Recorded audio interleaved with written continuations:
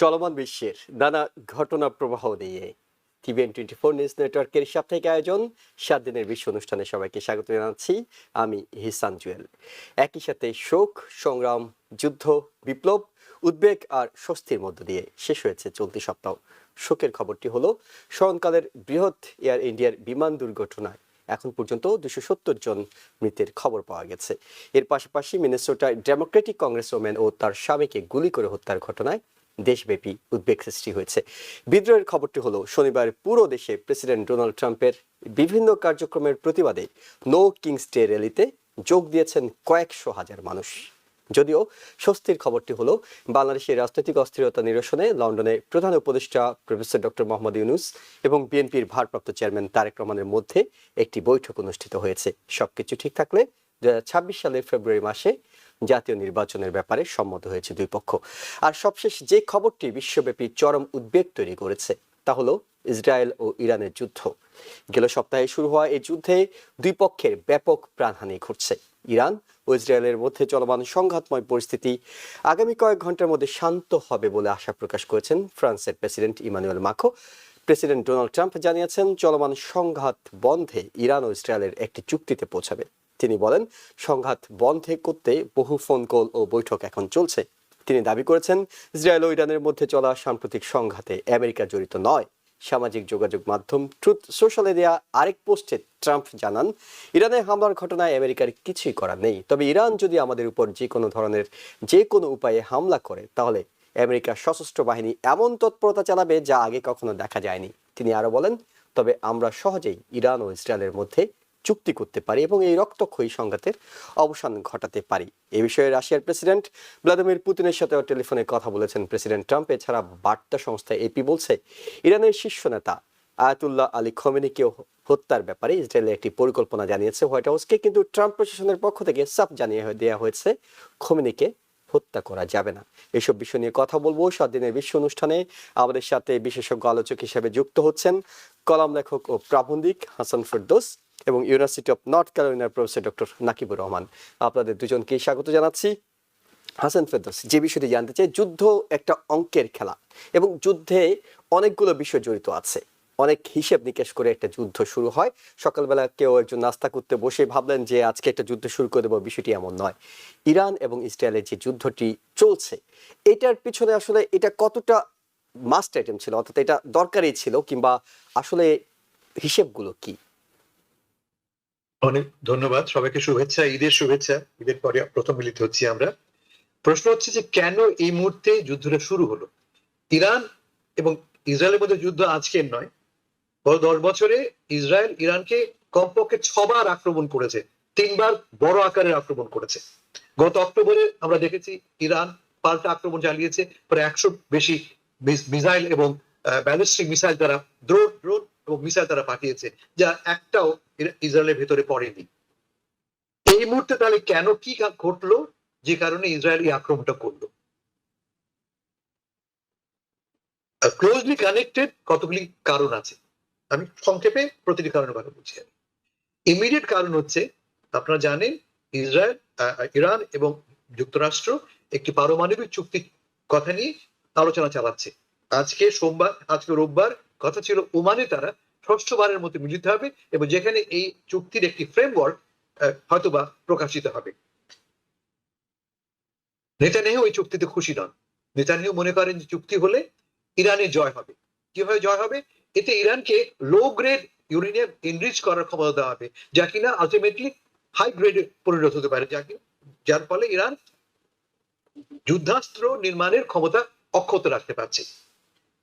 নেতানিয়াহুর চোখে ইরানের এই পারমাণবিক অস্ত্র নির্মাণ তার জন্য এক্সিস্টেন্সিয়াল থ্রেট, তার অস্তিত্বের জন্য হুমকি, ফলে এটাকে সে নষ্ট করতে চায় চুক্তিটাকে এবং ইরানের পারমাণবিক শক্তিকে। এই নিয়ে সে অনেকবার 91 থেকে এই নিয়ে কথা বলছে, এটা আজকের কথা নয়।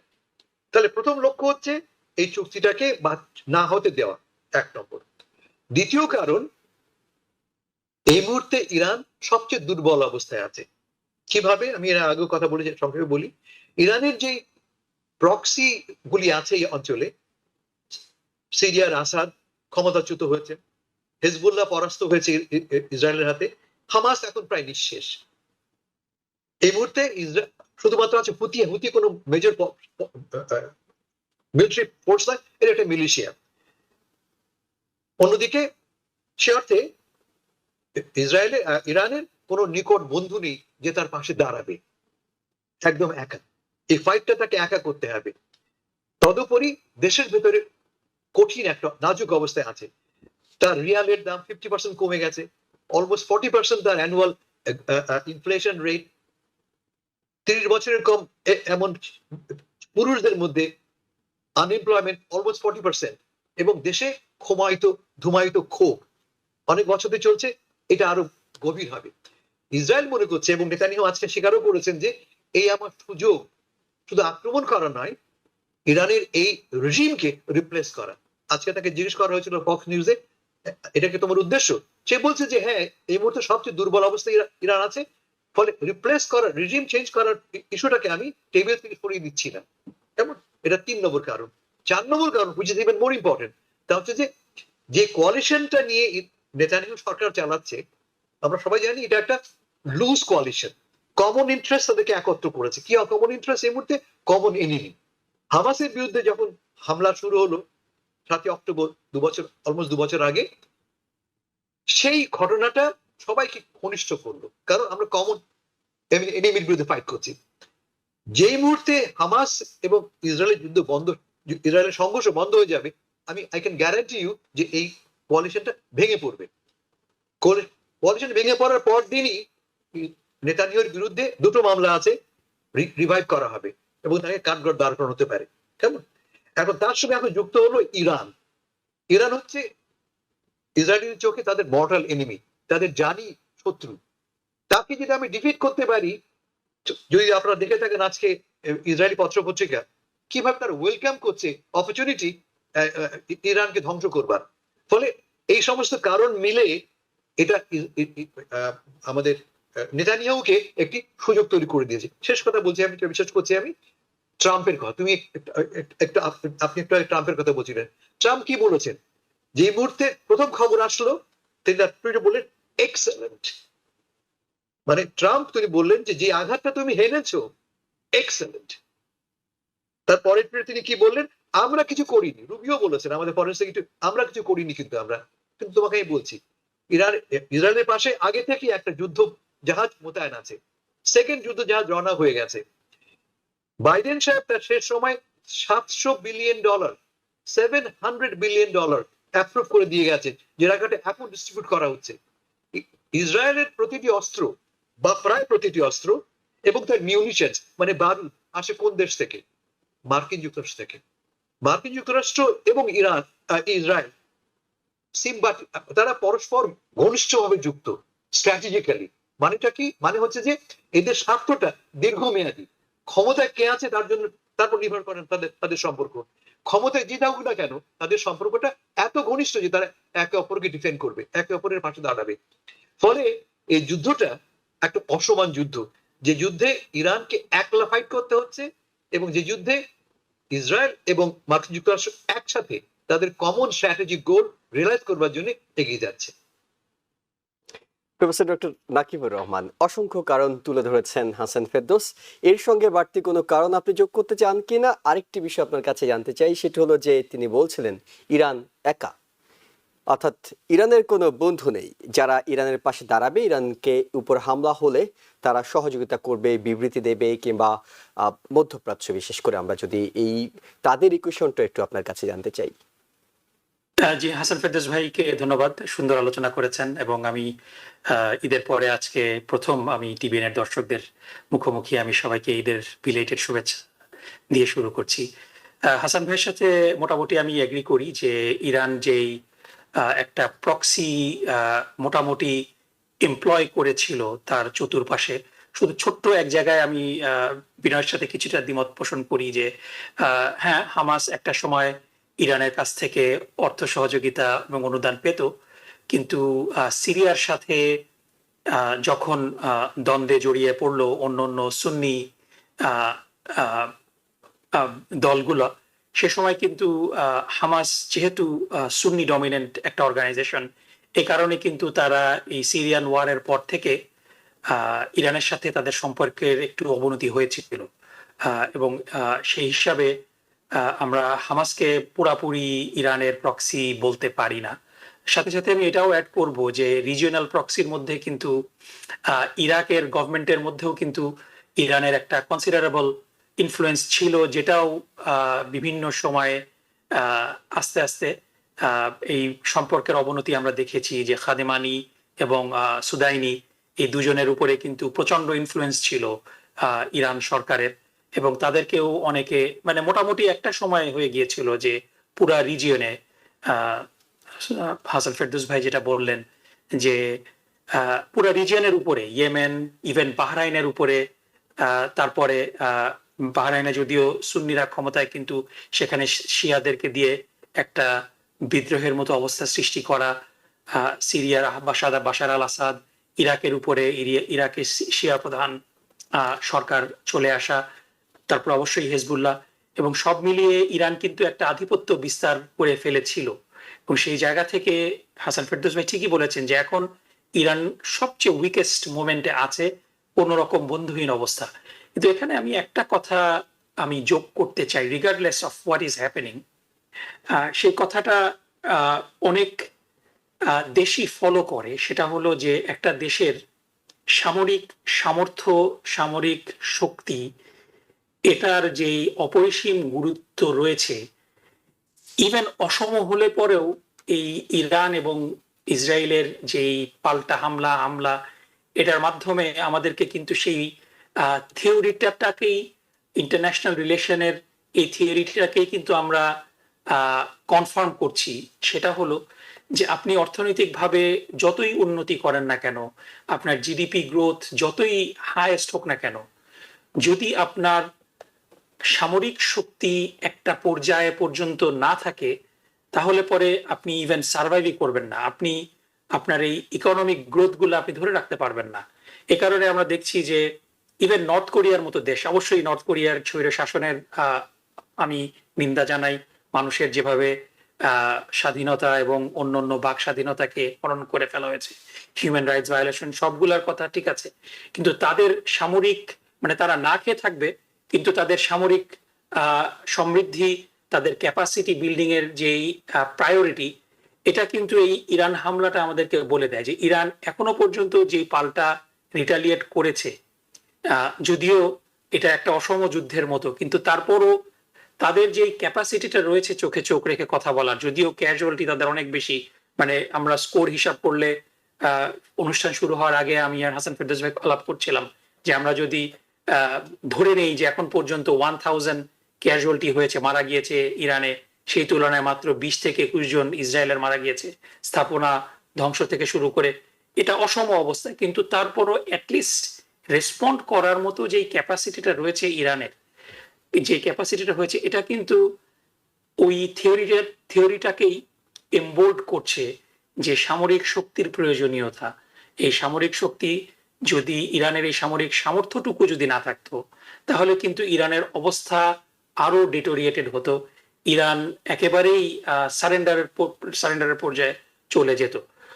সো আমি এটাই অ্যাড করতে চাই যে এখানে জিওপলিটিক্যাল একটা বড় গেম চলছে, এবং এখানে ইন্টারেস্টিং বিষয় হলো আমি যেটা ব্যক্তিগতভাবে মনে করি যে আমরা যদি দেখি যে সেই 1991 সাল থেকে হাসান ফেরদৌস ভাই বলেছেন যে আমি আমি I might be wrong, but আমি 26 বার নেতানিয়াহুর কংগ্রেসের টেস্টিমনি দেখেছি 1991 থেকে আজকে পর্যন্ত। 26 বার নেতানিয়াহু বলেছেন যে আর 4-5 বছরের মধ্যেই ইরান নিউক্লিয়ার পাওয়ার হয়ে যাবে এবং প্রতিবেশী দেশগুলোর উপরে নিউক্লিয়ারের তাদের এই ক্যাপাসিটিটাকে অ্যাবিউজ করবে। কিন্তু আমরা 1991 থেকে আজ পর্যন্ত 35 বছর দেখেছি, এটা কিন্তু হয়নি। সুতরাং যুক্তরাষ্ট্রকে ইরানের এই যুদ্ধের মধ্যে ড্র্যাগ করার একটা ইসরায়েলি প্রবণতা সেই 91 থেকে আছে, এবং যেটা খুব সুন্দরভাবে হাসান ফেরদৌস ভাই ব্যাখ্যা করেছেন, আমি এটাকে আবার রিপিট করতে চাচ্ছি না। সো সেটাই সেদিকেই আমরা এগিয়ে যাচ্ছি। কিন্তু আমরা দেখেছি যে Marco Rubio, state secretary of state, এখনো পর্যন্ত খুব ব্যালান্সড কথা কিন্তু বলছেন, এবং প্রেসিডেন্ট ডোনাল্ড ট্রাম্পের যেই আমরা টুইট দেখেছি, যদিও এখানে ইরানকে ব্লেম করা হয়েছে, কিন্তু ওভারঅল আমেরিকার এই যুদ্ধে জড়িয়ে পড়ার যে আমরা আশঙ্কা করছি সেটা কিন্তু মোটামুটি নাকচ করে দেওয়া হয়েছে। আমি এইটাই বলে শেষ করতে চাই যে যুদ্ধে কোনো পক্ষই কিন্তু আলটিমেটলি, ইভেন যদি কোনো একটা পক্ষ জয়ীও হয়, প্রচন্ড রকমের মানবিক বিপর্যয়, একটা মানবিক ক্ষয়ক্ষতির মধ্যে দিয়ে সবাইকে পড়তে হয়। সুতরাং আমি চাবো অতি বিলম্বে এই রিটালিয়েশন, পাল্টা আক্রমণ এটা বন্ধ হোক। একটা স্বাধীন সার্বভৌম দেশের উপরে ইসরায়েলের হামলাটা কোনোভাবেই মেনে নেওয়া যায় না। ইরান তাদের রাইট রয়েছে রিটালিয়েট করা, তারা করেছে, এবং এটাকে যেন এসকেলেট আর না করা হয়, এই এসকেলেশনের মধ্যে যেন না যায়।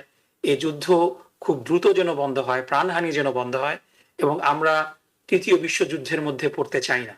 আমরা এর আগে দেখেছি যে খুব সামান্য বিষয় নিয়ে যখন অন্য অন্য রাষ্ট্রগুলো জড়িয়ে পড়ে যুদ্ধের মধ্যে, তখন এটাকে আর পয়েন্ট অফ মানে নো রিটার্নে এটা নিয়ে যায়। আমরা আশা করি যে এখানে স্টেক হোল্ডাররা, যুক্তরাষ্ট্র, রাশিয়া, চায়না, তুরস্ক, এই দেশগুলো দায়িত্বশীল ভূমিকা পালন করবে এবং অচিরেই প্রাণহানি বন্ধ হবে এবং একটা সিজ ফায়ার আমরা দেখতে পাবো। আমি এটা কামনা করছি। জি, হাসান ফেরদৌস, আপনার কাছে যেটি জানতে চাই সেটা হলো, যখন গাজা আমি একটু রেসপন্ড করি একটু। আমি তো তোমার কথা পরে আসছি। আমি কয়েকটা ইন্টারেস্টিং বিষয় তুলেছেন নাকি ভাই, ইন্টারেস্টিং বিষয় বলছি কারণ যে আমি এটা ফোকাস করিনি। কেন ইরানের নেইবাররা, ইমিডিয়েট নেইবাররা ইরানের পাশে নেই? উনি বলেছেন ধরা যাক ওমান, পাশের কাতার মনে করা যাক,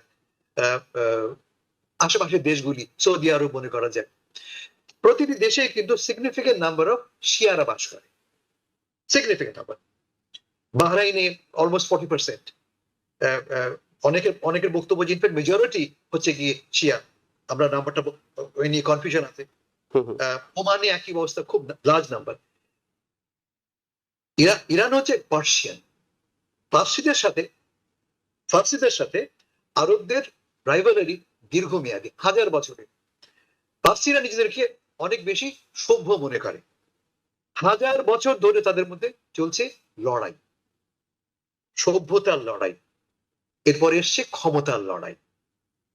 যখন সৌদি আরব অতি দরিদ্র একটি দেশ, অতি পিছিয়ে পড়া দেশ, তখন ইরানের শাহ ছড়ি ঘোরাচ্ছে সারা বিশ্বে অ্যাডভান্স একটা ইকোনমি এবং পলিটিক্যাল ফোর্স বলে। অবস্থার বদল হয়েছে। মধ্যপ্রাচ্যের দেশগুলির কাছে, এই গালফ কান্ট্রি গুলির কাছে, সৌদি আরবের কাছে ইসরায়েলের চেয়ে অনেক বড় বেশি থ্রেট ইরান। যে কারণে তারা চায় না ইরান আণবিক অস্ত্র নির্মাণ করুক। তারা মনে করে যে আণবিক অস্ত্র নির্মাণ করলে আক্রান্ত হবো আমরা, ইসরায়েল নয়। যে ভুলটা করেছে, আমার বিবেচনায় যে ভুলটা করেছে ইরান, তা হচ্ছে ইরান প্রথম দিন থেকেই, ইসলামিক রেভলিউশনের পর থেকে প্রথম দিন থেকেই নিজেদেরকে একটা অ্যাডভার্সারিয়াল পজিশনে নিয়ে গেছে। আমার সাথে আমার প্রতিবেশী সম্পর্কটা অ্যাডভার্সারিয়াল। দোষ তার কিনা তার হয়তো না। যেমন ইরাকের সঙ্গে তার যুদ্ধটা, আমি তাকে দোষ দিই না। ইরাক আক্রমণ করেছে, ইরান আক্রান্ত হয়েছে, কিন্তু প্রথম দিন থেকেই ইসলামিক রেভলিউশনের যে পশ্চাৎটা ছিল তা হচ্ছে প্রতিবেশীর সঙ্গে একটা অ্যাডভার্সারিয়াল সম্পর্ক। আমরা গত 1 বছরে দেখেছি আমি, সৌদি আরব ক্রমান্বয়ে চেষ্টা করছে সৌদি আরব এবং ইরান সম্পর্ক কাছে নিয়ে আসতে। বড় ডিসকর্ড ছিল কি নিয়ে? ইয়েমেন নিয়ে। ইয়েমেন একটা বিভক্ত দেশ, অর্ধেক সৌদি আরবের পক্ষে, বাকি অর্ধেক ইরানের পক্ষে। এবং ইরান ইয়েমেনকে ব্যবহার করেছে তার প্রতিবেশীদের বিরুদ্ধে নাশকতামূলক কাজ করবার জন্য। যেমন ইরানের ইয়েমেনের বিদ্রোহী অংশ সৌদির বিরুদ্ধে হামলা করেছে, সৌদির অয়েল ফিল্ডে, গ্যাস ফিল্ডে তারা হামলা করেছে। ফলে এটা এদের একটা, যেটা বললাম আগে, প্রক্সি এলিমেন্টস এরা ইরানের জন্য অস্ত্র দিয়েছে, অর্থ দিয়েছে। ফলে আমি ইরানকে ধোয়া তুলসী পাতা বলছি না। নকি ভাই বলছেন যে ইরান পাল্টা হামলা চালিয়েছে, তাতে হামলা চালাতে হবেই। কারণটা কি? ইরান আমাদেরকে কি আইডিয়া দিয়েছে? ইরান একটা মহাশক্তিধর দেশ। পত্রিকা পড়ে দেখো, পত্রিকা হেডলাইন কি? ইরান মিসাইল আক্রমণ করে সেই ভয়ে ইসরায়েল ভয় কাঁপছে। বড় শিরোনাম কি? ইসরায়েল ভয় কাঁপছে। ইরান মোটেই ভয় কাঁপছে না। ইসরায়েল নিরাপত্তামূলক ব্যবস্থা গ্রহণ করেছে। কিন্তু আমাদের আইডিয়াটা হচ্ছে যে ইরান এত পাওয়ারফুল দেশ, চাইলেই ইরান ইসরায়েলকে উড়িয়ে দিতে পারে না। ইসরায়েল অনেক ছোট দেশ, ইসরায়েল মাত্র 10 মিলিয়ন লোকের দেশ, তার 3 গুণ হচ্ছে গিয়ে ইরান। কিন্তু ওই ছোট দেশটা বিশ্বের 28তম লার্জেস্ট ইকোনমি। টেকনোলজিতে পারহ্যাপস নাম্বার ওয়ান, মিলিটারি টেকনোলজিতে নাম্বার ওয়ান এই মুহূর্তে। তাদের একমাত্র আছে আয়রন ডোম, যে আয়রন ডোম অতিক্রম করে একটা মিসাইলও কিন্তু ভেতরে পড়ছে না। আমেরিকা এখন সে আয়রন ডোম বানানোর কথা ভাবছে ইসরায়েলের কাছ থেকে টেকনোলজি নিয়ে। ফলে দের ইজ নো কম্প্যারিজন, কোনো তুলনা হয় না ইরানের শক্তি এবং ইসরায়েলের শক্তি। যেটা করতে পারি আমরা, যেটা রকিব ভাই বললেন, আমি এগ্রি করি, আমি আমাদের নৈতিক সমর্থন। একটা অসম শক্তির বিরুদ্ধে একসাথে ইরান এবং তার সাথে তার বন্ধু ছত্রধারী মার্কিন যুক্তরাষ্ট্র হামলা করেছে। উই নিড টু কন্ডেম ইট। জি, আমি আসলে প্রথম প্রশ্নটার যেটি আপনাকে করতে চেয়েছিলাম সেটার উত্তর পেয়ে গেছি। এটি আসলে আমি জানতে চাইতাম যে ইরান তো অনেক ঢাক ঢোল পেটায় যে এই করব, পাল্টা রক্তের শোধ নেব, প্রতি ফোঁটা রক্তের শোধ নেওয়া হবে। ইসরায়েলের সঙ্গে ইরান কতটা টিকবে এটি আপনার কাছে জানতে চাইতাম। তারপর যে বিষয়টি জানতে চাইছি সেটি হলো যে আসলে এই যুদ্ধে আমরা জানি যে আমেরিকার সমর্থন আছে, কোনো না কোনো ভাবে আছে। সরাসরি জড়িত হয়ে পড়ার, অর্থাৎ ইসরায়েল এবং ইরানের যুদ্ধে আমেরিকা সরাসরি প্রত্যক্ষ কোনো জড়িত হয়ে পড়ার কোনো আশঙ্কা আছে কিনা? 100 ভাগ আছে।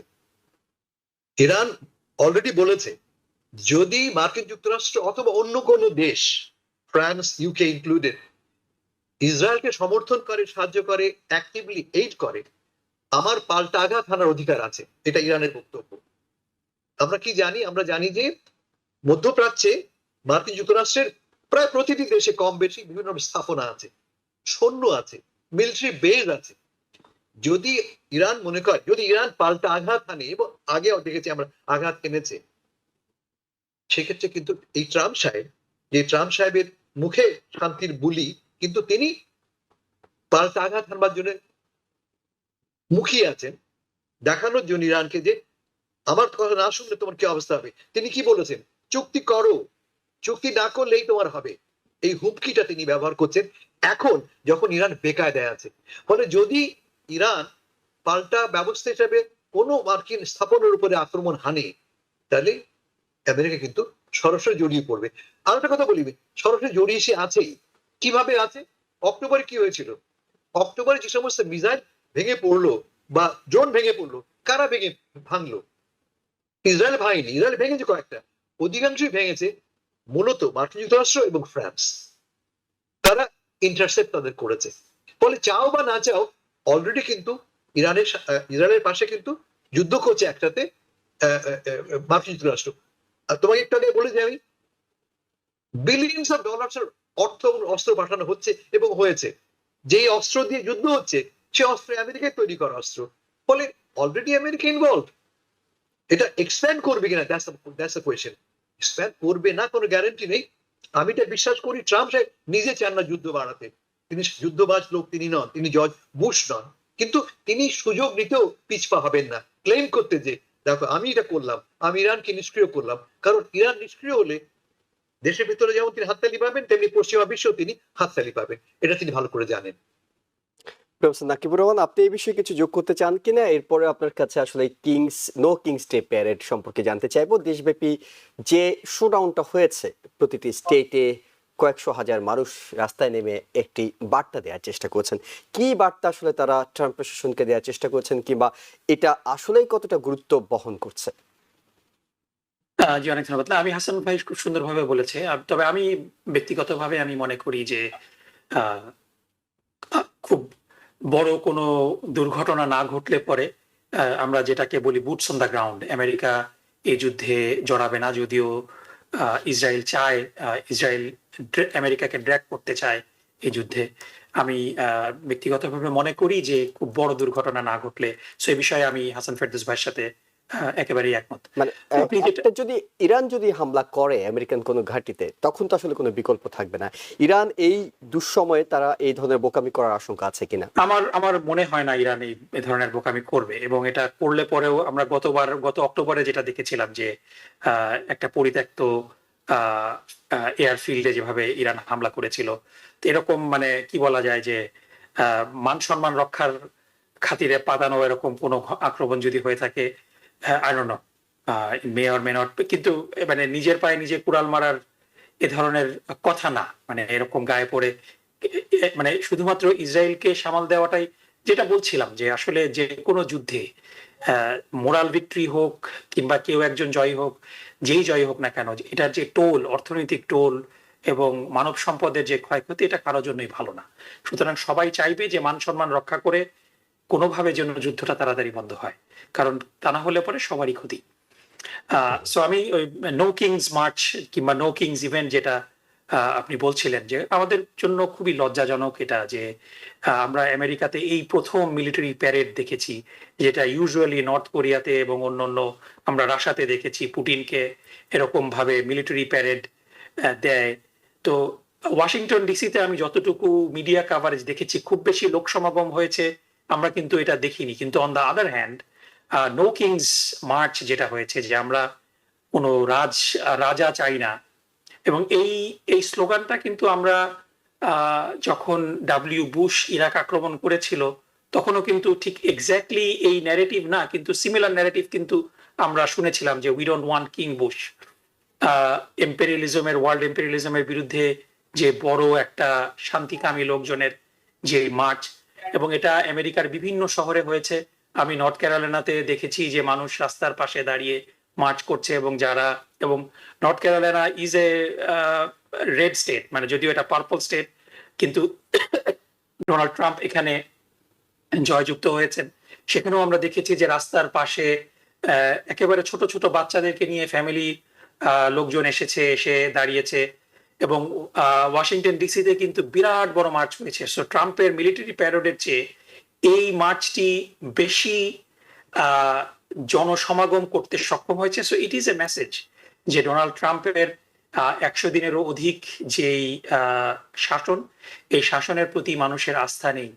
যে ইমিগ্রেন্ট কমিউনিটির ভোটের উপরে ভর করে তিনি জো বাইডেনের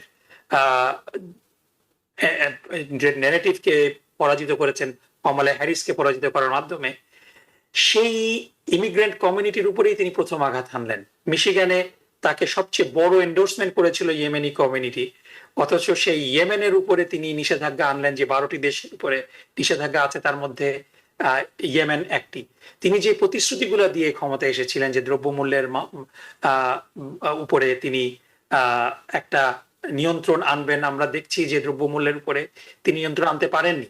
2.4%, আবার কিন্তু ইনফ্লেশন বেড়ে যাচ্ছে। টেরিফের মাধ্যমে তিনি পুরা বিশ্বের অর্থনীতিতে একটা অস্বস্তিকর অবস্থা তৈরি করে ফেলেছিলেন।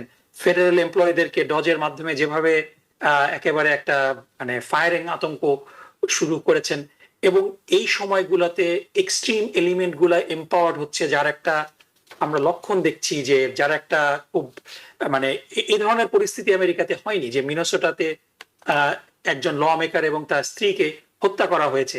এই ধরনের কার্যক্রম কিন্তু আমরা এর আগে আমেরিকাতে দেখিনি। সুতরাং এই সময় সাধারণ মানুষের একতাবদ্ধ হয়ে রাস্তায় নেমে আসা, এটা একটা স্বস্তির জায়গা। কিন্তু সাথে সাথে আমরা দেখছি যে ডেমোক্রেটিক পার্টি এই মোমেন্টামটাকে ধরে রাখতে পারবে কিনা, তাদের নিজেদের মধ্যে অনেক রকম বিরোধ রয়েছে, এই বিষয়গুলো ইম্পর্টেন্ট। সো এই মোমেন্টামটাকে যদি মিড টার্ম ইলেকশন পর্যন্ত ক্যারি করা যায়, 2026 সালের নভেম্বর পর্যন্ত, যেটার এখনো প্রায় 1 বছর 3-4 মাস বাকি রয়েছে, বাট এর মধ্যে আমরা নিউ ইয়র্কে মামদানির ব্যাপারে একটা আমরা উৎসাহ দেখছি, যদিও মানে it will be an upset. তিনি এন্ড্রু কুমোকে পরাজিত করতে পারবেন কিনা, এই বিষয়গুলা কিন্তু সামনে রয়েছে। সুতরাং এই সব কিছু মিলে ডেমোক্রেটিক পার্টির মধ্যে যদি মানে কি বলা যায়, যে ইনফাইটটা যদি বন্ধ করা যায়, তাহলে এই মোমেন্টামটা 2026 সালের মিড টার্ম নির্বাচনে একটা বড় প্রতিফলন ঘটবে গভর্নর রেস গুলাতে, এবং ডেফিনেটলি এখনই মার্জিনালি রিপাবলিকানরা কোন রকমের মেজরিটি ধরে রেখেছেন, হয়তো তারা হাউসে মেজরিটি হারাবেন। সেনেটটা একটু কঠিন, কিন্তু তারপরও ইভেন সেনেটও তারা হাতছাড়া করে ফেলতে পারেন। সো এই একটা সুসংবাদ হয়তো পেতে পারে, কিন্তু এই মোমেন্টামটা ক্যারি করতে হবে এবং ডেমোক্রেটিক পার্টির অন্তর্কলহ দূর করতে হবে, তা না হলে এটা সম্ভব হবে না। জি, হাসান ফেরদৌস, এটি বলছিলেন অনেকে যে ডেমোক্রেটরা রাস্তায় মানুষ নামছে, কিন্তু ডেমোক্রেটরা সেই ফলটা ঘরে তুলতে পারছে না। ডেমোক্রেটরা বরং এইখানে অনেক ম্রিয়মাণ, অর্থাৎ তাদের তেমন কোনো প্রভাব দেখা যাচ্ছে না, অনেক কিছুই দেশের ভিতরে ঘটছে। যেটি বলছিলেন প্রফেসর নাকিবুর রহমান যে তারা এই ফলটা ঘরে তুলতে পারবে মিড টার্মে, আপনার কাছে কি তাই মনে হয় যে ডেমোক্রেট নেতৃত্ব কিংবা আহ, তাদের দুর্বলতার কারণে তারা এই সুফলটা শেষ পর্যন্ত হারিয়েও ফেলতে পারে? মাথায় রাখতে হবে যে ডেমোক্রেটিক পার্টি একটা পরাজিত শক্তি এই মুহূর্তে। তারা গত নির্বাচনে বড় রকমের ধাক্কা খেয়েছে এবং ফলে দলের ভেতর ইনফাইটিং বা কলহ থাকবেই, ফিঙ্গার পয়েন্টিং থাকবেই, কার জন্য এই পরাজয় ঘটলো। দিস ইজ কোয়াইট নর্মাল, এটা ডেমোক্রেটিক প্রসেস। এটা ফলে এখনকার যা দেখছি আমরা এই লিডারশিপ নিয়ে, যেমন এই সপ্তাহে ডেভিড হগ দল থেকে চলে গেছে ভাইস প্রেসিডেন্ট হিসেবে, তাকে নিয়ে বিতর্ক শুরু হয়েছে। আজকে দেখলাম আমরা টিচার্স ইউনিয়নের প্রেসিডেন্ট, তিনিও ডিএনসি ত্যাগ করেছেন। এটা এটা একটা প্রক্রিয়া একটা, কিন্তু যেটা ভুলে গেলে চলবে না যে গত এই কয়েক মাসের মধ্যে আমরা দেখেছি অ্যাটলিস্ট 7টা ক্ষেত্রে, 7টা নির্বাচনে ট্রাম্পের পার্টি কিন্তু ট্রাম্পের এন্ডোর্সমেন্টকে উপেক্ষা করে দেখেছি আমরা ডেমোক্রেটরা জয়লাভ করেছে। মিনেসোটা সুপ্রিম কোর্টে, যেটা ভাবা হয়েছিল মিনেসোটা সুপ্রিম কোর্ট মানে একটি মাত্র আসনের পদের জন্য লড়াই হচ্ছে, সেই পদটা পেলেই সুপ্রিম কোর্ট সুইং করবে ডেমোক্রেট দিকে, তাই করলো। সেই নির্বাচনে শুধু ট্রাম্প একা নন, আমাদের মার্ক সাহেবও ছিলেন এবং তিনিও লক্ষ লক্ষ টাকা খরচ করেছেন, হেরে গেছে। 7টা অ্যাটলিস্ট 7 মেজর ইলেকশন তারা উইন করেছে। কিভাবে করলো? দুই ভাবে, এক হচ্ছে পলিটিক্যাল অর্গানাইজেশন, সংগঠন, আর 2 নম্বর অসন্তুষ্টি টুয়ার্ডস প্রেসিডেন্ট ট্রাম্প। এখন যেটা কথা বলা শুরু করেছেন নকিব সাহেব, এই যে একদিকে আমরা দেখছি ওয়াশিংটনে প্রেসিডেন্ট ট্রাম্পের শক্তির প্রদর্শনী, সামরিক শক্তির প্রদর্শনী, এই কথা বলেছিলেন যদি কেউ প্রোটেস্ট করে তাকে দেখে নেব। এ ভাষায় কে কথা বলে? এ ভাষায় একটা ডেমোক্রেটিক কান্ট্রি যেখানে আমার প্রোটেস্ট করার রাইটটা completely protected by the constitution, সেখানে আমাকে প্রেসিডেন্ট বলে দিচ্ছেন যদি প্রোটেস্ট করো ভাই তোমরা শনিবারে আমার প্যারেডের দিন, আমি দেখে নেব, আমি সমস্ত শক্তি প্রয়োগ করব। এটা কে করে? নর্থ কোরিয়া হয়, মেবি পুতিনের রাশিয়াতে হয়, আমেরিকা এটা কেন হবে? এটা অবিশ্বাস্য ব্যাপার একটা। ফলে এই যে সুবিধাগুলি পাচ্ছি আমরা, তা কি পাচ্ছি আমরা? যে মানুষরা অসন্তুষ্ট হয়ে পড়ছে। এখন সময়, এখন যে সংকটটা হচ্ছে যে ডেমোক্রেটিক পার্টির নেতৃত্ব এখনো গোছানো না। তাদের প্রধান সমস্যা হচ্ছে তাদের প্রজন্মগত ব্যবধান। নেতৃত্বে কারা আছে? সব বুড়ো মানুষ, যাদের বয়স 60, 70, 75, 80 বছর। আর শক্তি কি দলের? প্রকৃত শক্তি তরুণ, যাদের বয়স 40। আবার তরুণ নেতৃত্বকে উঠেও আসতে দেওয়া হচ্ছে না কোথাও, দলের উপর থেকে চাপ দেওয়া হচ্ছে। কনফ্লিক্টটা আছে, এই কনফ্লিক্টটা দলটাকে টেনে রাখছে পেছনে। কিন্তু আমার মনে হয় যে এই জিনিসগুলি অটোমেটিক্যালি এটা ইরেজ হবে এই কারণে যে যখন দল দেখবে আমার সামনে অপরচুনিটি, সেই অপরচুনিটি গ্র্যাব করবার জন্য তারা তাদের নিজের অভ্যন্তরীণ বিবাদ সরিয়ে ফেলবে। ঠিক যেমন ঘটেছে বাংলাদেশে, অনেক রকমের চ্যালেঞ্জ ছিল, যে মুহূর্তে বিএনপি বুঝতে পেরে যে আমার সামনে অপরচুনিটি আছে, বলে আসো আমি আমার বিবাদটুকু মিটিয়ে ফেলি, কারণ মিটিয়ে ফেলতে পারলে আমার জন্য কিন্তু পুরস্কার অপেক্ষা করছে। একই কথা ডেমোক্রেটিক পার্টি সম্বন্ধে, the moment they will realise এই তো সুযোগ আমার সামনে আছে, এবং দল দেখবে তুমি সকল দ্বন্দ্ব অতিক্রম করে এক জায়গায় পৌঁছে গেছে। I am quite hopeful.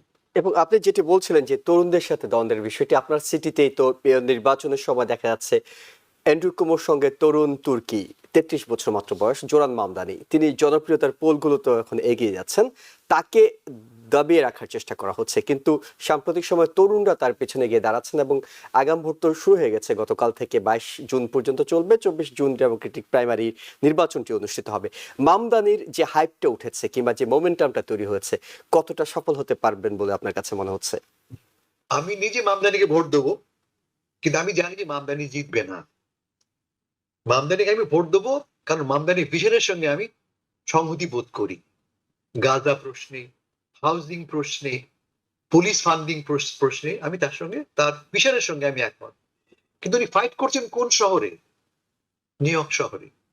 যে নিউ ইয়র্ক শহরে গত নির্বাচনে ডোনাল্ড ট্রাম্প সাহেব 7% পয়েন্ট গেইন করেছেন। এটি একটি ডেমোক্রেটিক সিটি, যে 76% ডেমোক্রেটিক রেজিস্টার্ড ভোটার্স, 76% ভোটার, মাত্র 10% রিপাবলিকান। সেই শহরে ডোনাল্ড ট্রাম্প সাহেব গত নির্বাচনে 7% গেইন করেছেন। 23 থেকে তিনি 30% পৌঁছে গেছেন। তার ছিল 23% সাপোর্ট আগে নির্বাচনে, এবার নির্বাচনে 30% ভোট পেয়েছেন। তার মানে কতটা তিনি গেইন করেছেন? কেন? একটা প্রধান কারণ অর্থনীতি, মুদ্রাস্ফীতি। তার চেয়েও বড় কারণ আমার মনে হচ্ছে ইমিগ্রেশন। আমরা সবাই ইমিগ্রেন্ট, কিন্তু আমরা সবাই বর্ধিত ইমিগ্রেশনের বিপক্ষে। To talk to any Bangladeshi, তুমি তোমার বাড়ির পাশের কোনো বাঙালিকে প্রশ্ন করো, ভাই তুমি চাও আসুক আরো হিসপ্যানিকরা, তুমি চাও আসুক আরো আফ্রিকানরা এই সমুদ্র পেরিয়ে? কেউ তার পক্ষে নয়। আমি নিজে কালো মানুষ, অথচ আমি কালো মানুষকে পছন্দ করি না। এই যে আমাদের ভেতরের যে দ্বন্দ্বটা, আমাদের ভেতরের কি বলবো আমি, নিকোষ কালো দিকটা, তা আমাদেরকে পিছিয়ে রাখছে। শুধু আমাদের নয়, হিসপ্যানিকরা। কারণ এই মুহূর্তে ট্রাম্পের যে কোয়ালিশন, সবচেয়ে বড় শক্তি কি? সাদা মানুষ বাদ দিলে সবচেয়ে বড় শক্তি হচ্ছে গিয়ে কম শিক্ষিত মানুষ, হিসপ্যানিক এবং আফ্রিকান আমেরিকান, জি যারা যা ছিল কিনা ডেমোক্রেটিক পার্টির সবচেয়ে বড় সমর্থন বেস, পাওয়ার বেস ছিল ডেমোক্রেটিক পার্টির। ডোনাল্ড ট্রাম্প সাহেবের ম্যাজিক হচ্ছে এখানে। ট্রাম্প সাহেবকে আমরা অনেক গাল দিতে পারি, but he has completely reorganised his political movement, okay. যা কিনা রিপাবলিকান ট্রেডিশনাল পলিটিক্স থেকে সম্পূর্ণ ভিন্ন। এইটাকে চ্যালেঞ্জ করতে হবে। এবং আমার ধারণা যে মামদানি যদি জিতেও যায় প্রাইমারিতে, ফাইনাল তাকে ফেস করতে হবে সাদা ক্যান্ডিডেটকে। এবং সাদা ক্যান্ডিডেটের পক্ষে কে থাকবে? ইহুদি মানি, জুইশ লবির মানি। কারণটা কি? মামদানি গাজাকে বলেছে জেনোসাইড হচ্ছে ইসরায়েলের হাতে। সে চায় ইসরায়েল থেকে ইনভেস্টমেন্ট ডাইভেস্ট করতে। কোন ইহুদি সমর্থক সারা দেশে, শুধুমাত্র নিউ ইয়র্কে নয়, এটা অ্যালাউ করবে না। আলটিমেটলি আমার ভয় হচ্ছে যে যদি প্রাইমারি জিতেও যায়, তাকে একজন এমন শ্বেতকায় রিপাবলিকানের পক্ষ নিতে বিরুদ্ধে ফাইট করতে হবে, যার পক্ষে পুরো ইহুদি এস্টাবলিশমেন্টটা ফাইট করবে। আমরা একটু প্রফেসর ডক্টর নাকিবুর রহমান, আমরা বাংলাদেশ প্রসঙ্গে যেতে চাই। তারেক রহমান এবং প্রফেসর ডক্টর মোহাম্মদ ইউনূসের বহু আলোচিত একটি বৈঠক লন্ডনে অনুষ্ঠিত হয়েছে। এই বৈঠকটিকে অনেকে বাংলাদেশের রাজনীতির জন্য টার্নিং পয়েন্ট বলছিলেন। অনেকে মনে করছেন যে এই বৈঠকে ফলে ফেব্রুয়ারিতে নির্বাচনটা এখন অনুষ্ঠিত হবে। আপনার কাছে কি মনে হয়, কেন আসলে প্রধান উপদেষ্টা তার জাতির উদ্দেশ্যে দেয়া ভাষণের সপ্তাহখানেকের মধ্যেই এপ্রিল থেকে ফেব্রুয়ারিতে চলে এলেন, এক বৈঠকে চলে এলেন? জি, ডেফিনেটলি আমি একজন অপটিমিস্টিক মানুষ হিসাবে এটাকে আমি পজিটিভলি দেখি। আমরা যেটা দেখছিলাম যে প্রধান উপদেষ্টা ঈদের আগের যে ভাষণটা ছিল, তিনি সেখানে ফেব্রুয়ারির এপ্রিল মধ্যে নির্বাচনের কথা যেটা বলেছিলেন, সেটার ব্যাপারে মোটামুটি অধিকাংশ দলই পজিটিভলি এটার ব্যাপারে অভিমত ব্যক্ত করার পরও বিএনপি কিন্তু আমাদেরকে মনে রাখতে হবে যে আওয়ামী লীগ নিষিদ্ধ হয়ে যাওয়ার পরে বিএনপি বাংলাদেশের সর্ববৃহৎ রাজনৈতিক দল, এবং তাদের মতামতের একটা ওয়েট আছে, মূল্য আছে। এটা আমরা পছন্দ করি আর না করি, আমাদেরকে এটার গুরুত্ব দিতে হবে। এবং বিএনপি যখন তাদের সেই ডিসেম্বরের দাবির ব্যাপারে অটুট থাকলো, এটা কিন্তু একটা সংঘাতের ইঙ্গিত দিচ্ছিল। এবং সংঘাত, আমি যে কথা আগেও বলেছিলাম যে যুদ্ধ সবার জন্যই ক্ষতিকর, কারো জন্যই লাভ হয় না। এবং রাজনৈতিক সংঘাতও কিন্তু সবার জন্যই ক্ষতিকর, এটা আলটিমেটলি কারো লাভ হয় না। সুতরাং সংঘাত অ্যাভয়েড করা গেছে। এজন্য আমার মনে হয় যে বাংলাদেশের অধিকাংশ মানুষ খুশি হবেন যে বিএনপি যে একেবারে ডাইহার্ড একটা অবস্থানে যে ছিল, যে ডিসেম্বরের মধ্যে নির্বাচন না হলে পরে তারা কোনোভাবেই নির্বাচন মানে মেনে নেবেন না, এ ধরনের যে একটা আভাস, সেই সংঘাত থেকে কিন্তু আমরা জাতিকে রক্ষা করতে পেরেছি। So definitely it's a first point. Second point হলো যে আরো একটা বিষয় যেটা আছে এখানে, সেটা হলো যে বিএনপির পক্ষ থেকে সবসময় কিন্তু এই নির্বাচন কিংবা সংস্কারের ব্যাপারে একেবারেই তাদের কোনো ইন্টারেস্ট দেখা যাচ্ছিল না, নির্বাচনের তারিখটাই মুখ্য। কিন্তু আমরা ডক্টর মোহাম্মদ ইউনূস সাহেবকে যেটা বলতে শুনেছি, তিনি কিন্তু অটোমেটিক্যালি ফেব্রুয়ারি চুজ করে দিয়েছেন এবং it's written on the stone, এটা না। তিনি এক্স্যাক্টলি, আমরা যে জয়েন্ট স্টেটমেন্ট থেকে যেটা জেনেছি, তিনি বলেছেন যে প্রয়োজনীয় সংস্কারগুলো যদি করে ফেলা যায় তখন ঈদের আগে নির্বাচন হতে পারে, এবং বিচারটাকে একটা পর্যায়ে নিয়ে যাওয়ার পরে। এটাই। সুতরাং এটাও আমার মনে হয় যে বিএনপির পক্ষ থেকে একটা বড় কম্প্রোমাইজ, যে তারাও কিছু মেজর রিফর্মের ব্যাপারে তারা হয়তো আর বিরোধিতা করবেন না। একমত হয়েছে। তো জি। এটা হলো আমার মনে হয় যে একটা উইন উইন সিচুয়েশন সবার জন্যই। যে এবং ফেব্রুয়ারির ব্যাপারে আমার মনে হয় না যে কোনো রাজনৈতিক দলের বড় অসুবিধা আছে। বড় আমি করে দেখিনি আপত্তি আছে। যে মোটা দাগে কারো অসুবিধা আছে। এবং জাস্ট একটা কথা বলে শেষ করতে চাই যে সব পজিটিভের মধ্যেই একটা আমি কশন নিয়ে শেষ করতে চাই যে ডেফিনেটলি বিএনপি, যেটা বললাম যে সবচেয়ে বড় রাজনৈতিক দল, এখন সবচেয়ে বড় স্টেক হোল্ডার, কিন্তু তার অর্থ এই না যে এই সরকার ভিজিবলি কোনো একটা পার্টিকুলার দলের প্রতি পক্ষপাত দেখাবে কিংবা প্রিজাম্পটিভ উইনার মনে করে প্রশাসন একটা পার্টিকুলার দলের প্রতি ফেভার দেখাবে। সো ডক্টর ইউনূসের সামনে এখন এটাই বড় চ্যালেঞ্জ, সেটা হলো যে সবাই ধরে নিয়েছে যে বিএনপি ক্ষমতায় আসবে, এবং এই কারণে আমরা দেখি যে এই ধরনের একটা অ্যাটমসফিয়ার তৈরি হলে প্রশাসনের পক্ষে নিরপেক্ষভাবে কাজ করাটা কঠিন হয়ে দাঁড়ায়। ঠিক। সো ডক্টর মোহাম্মদ ইউনূসের সামনে এখন এটাই বড় চ্যালেঞ্জ, যে মেক শিওর করা doesn't really matter who is presumptive winner, who is presumptive loser, everybody is treated fairly, এবং নিরপেক্ষভাবে যেন নির্বাচনকে এবং সেরা একটা বাংলাদেশের 1991 সালে যেরকম যেটা একটা তিনি বলেছেন যে সেরা 17 নির্বাচন বছরের হয়েছিল, মধ্যে তার ভালো থেকেও একটা ভালো নির্বাচন একটা হবে। নির্বাচন যেন হয় ফেব্রুয়ারিতে, আমি আশঙ্কা রেখে আমি শেষ করছি। জি। হাসান ফেরদৌস ভাই, আপনার কাছে আমরা 2 থেকে 2.5 মিনিট সময় হয়তো পাবো।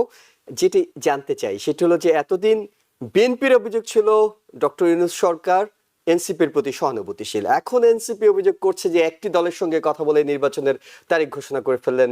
এটা তো আসলে হতে পারে না। এনসিপি কি এই সমঝোতার মাধ্যমে কিছুটা কোণঠাসা কিংবা রাজনীতিতে তাদের যে জায়গাটা ছিল সেখান থেকে কিছুটা ছিটকে পড়ার আশঙ্কা তৈরি হলো কিনা? মিউট করা আছে আপনার অডিও। জি, আমি একটু মন্তব্য করি রকিব ভাইয়ের কথা বলার পরে। শিওর। এটাকে ইংরেজিতে বলে ম্যারেজ অফ কনভিনিয়েন্স। এক রাজা তার প্রতিটি রাজার ছেলের সাথে বা মেয়ের সাথে বিয়ে দেয় কেন? খুব ভালোবাসে বলে নয়, সুবিধা বলে। তাকে নিষ্ক্রিয় করা যায়।